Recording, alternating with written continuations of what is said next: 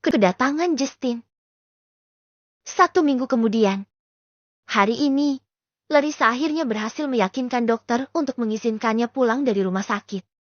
Dokter awalnya ragu, namun setelah melihat tekad Larissa yang sedih karena tak diizinkan pulang sejak hari pertama, akhirnya menyetujui permintaan Larissa dengan satu syarat. Larissa harus tetap menjaga kondisinya sebagai ibu nifas dengan baik. Juga, dapat menjalankan prosedur-prosedur perawatan untuk Baby Darn di rumah. Baby Darn yang sudah jauh lebih baik dari saat lahir, juga sudah diperbolehkan untuk dibawa pulang. Karena berat badannya sudah bertambah, dan dia juga tak membutuhkan alat medis lagi. Aku senang dengan perkembangan bayiku itu, karena dengan begitu aku bisa membawanya pulang ke rumah kami. Aku membantu Larissa keluar dari rumah sakit dengan perlahan, membopong tubuhnya yang masih lemah pasca melahirkan. Setelah memastikan Larissa duduk dengan nyaman di dalam mobil, aku menggendong Baby Darn yang tertidur pulas dan membawanya ke kursi belakang mobil kami. Di dalam mobil, kami duduk berjejer di kursi belakang. Aku di tengah dengan Baby Darn di gendonganku, sementara Larissa duduk di sampingku, menatap wajah anak kami dengan penuh kasih sayang. Sesekali Larissa menatapku dengan senyum lelah namun bahagia, membuat hatiku hangat. Bi Ijah duduk di samping Adnan yang akan mengemudi. Sah, ingat ya, kamu harus tetap menjaga kondisimu agar cepat pulih. Ucapku dengan penuh perhatian, mengingatkan Larissa akan syarat yang diberikan dokter tadi. Larissa mengangguk pelan. Tenang saja. Aku akan berusaha sebaik mungkin untuk menjaga diri dan Baby Darn. Jawabnya lembut, menatap wajah anak kami yang masih tidur dengan penuh cinta. Nan, bawa mobilnya pelan aja ya. Kasihan Darn kalau bangun gara-gara guncangan mobil. Pintaku pada Adnan. Siap, bos. Jawab Adnan. Mobil mulai melaju perlahan. Kami akan segera pulang ke rumah kami, di mana kami akan memulai hari-hari baru kami sebagai orang tua. Perjalanan pulang terasa begitu istimewa, dengan kehadiran anggota keluarga baru kami yang menambah kebahagiaan dalam hidup.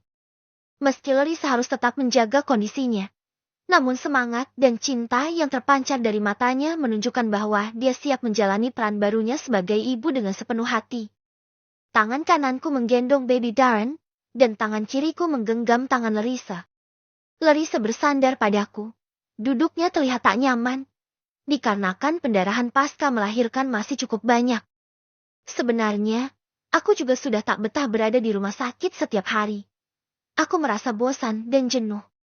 Walaupun aku setiap hari pergi ke kantor dan kembali lagi ke rumah sakit, tetapi tetap saja tak bisa bersantai, meski hanya sekedar untuk tiduran. Lamanya Larissa di rumah sakit bukan karena Larissa yang sakit, melainkan karena Baby Darn yang diharuskan dirawat di dalam inkubator. Harusnya sih selama sebulan, tapi dikarenakan kondisinya jauh lebih baik dan dia bisa hidup tanpa alat bantu medis, dokter pun menyatakan bahwa Baby Darn boleh pulang. Aku senang, karena kalau di rumah aku bisa bersantai, tiduran, atau mengerjakan pekerjaan kantorku sambil membantu Larissa mengurus bayi, sambil belajar juga. Aku sudah berencana untuk menyewa seorang pengasuh untuk bayiku. Niatnya agar Larissa tak begitu kerepotan. Tapi bukan Larissa namanya kalau tak menolak rencana suaminya. Susah memang. Disuruh hidup enak malah tak mau. Padahal kebanyakan wanita ingin sekali punya pengasuh, agar mereka juga bebas merawat dirinya. Istriku memang berbeda. Limited edition. Mobil memasuki halaman rumah. Aku menghela nafas lega. Akhirnya kami sampai juga. Bi Ijah turun lebih dulu dan membawa Baby Darn masuk lebih dulu. Sedangkan aku membopong Larissa, membawanya masuk ke dalam rumah, walaupun Larissa menolaknya, karena katanya dia sudah bisa berjalan dan tidak sakit lagi. Aku hanya ingin memanjakannya, dengan tak membiarkan dia bersusah payah berjalan kaki. Adnan menyusul dengan membawa barang-barang kami. Aku mendudukkan Larissa di ruang tengah, di mana kasur lantai selalu tersedia. Dia bilang belum ingin ke kamar. Baby Darn ditidurkan di sebelah Larissa. Di atas kasur mungilnya, sebuah kelambu bayi menutupi seluruh kasur, agar tak ada nyamuk yang masuk. Tuan, mau saya masakan makan siang sekarang? Tanya Bi Ijah. Boleh, Bi, Nyonya harus makan soalnya. Jawabku. Ya sudah, Bibi mau masak dulu. Bi Ijah pergi ke dapur untuk memasak. Aku menemani Larissa dan Baby Darren. Aku tiduran di samping kasur bayiku. Kamu kayaknya senang banget karena Baby Darren udah lahir, ucap Larissa.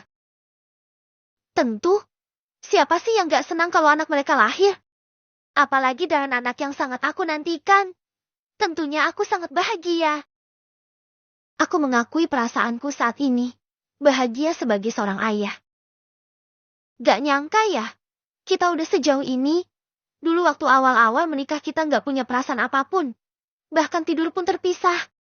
Ya, namanya hati manusia.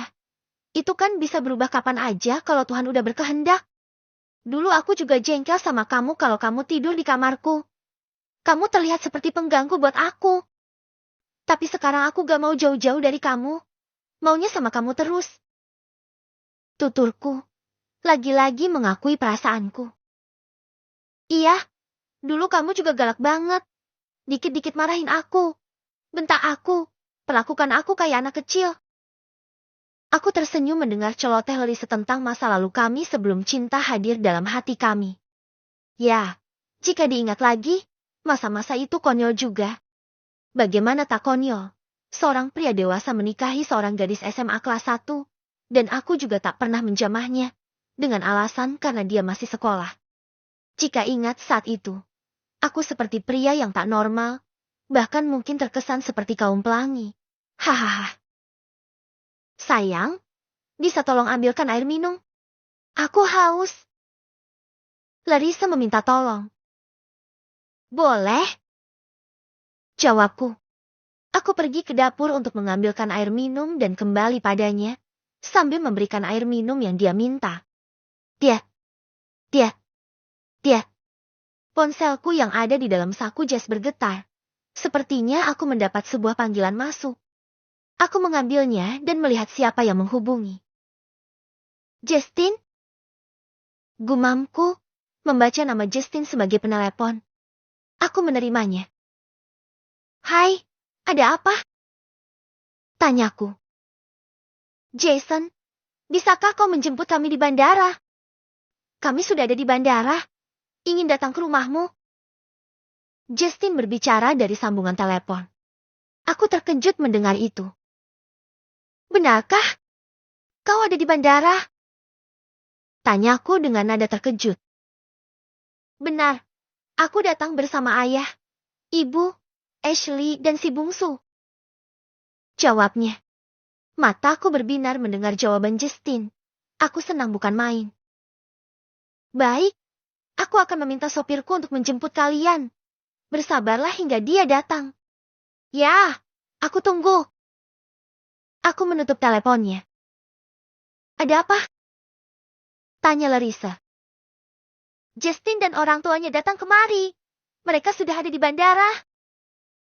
Jawabku sangat bersemangat. Beneran?